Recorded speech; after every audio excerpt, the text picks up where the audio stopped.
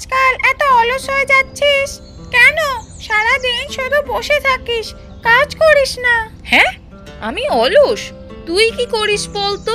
আমি তো সারাদিন খাবার খুঁজি, আর তুই শুধু গান গেয়ে মজা করিস। গান গাওয়াটা কাজ নাই বুঝি? আমার গান শুনে তো সবাই খুশি হয়, তুই তো শুধু খাওয়া দাওয়ার কথা ভাবিস। খাওয়া না হলে গান গাইবি কি করে? খালি পেটে কি সুর ওঠে? তুই কি বলতে চাইছিস? আমি কাজের লোক নই।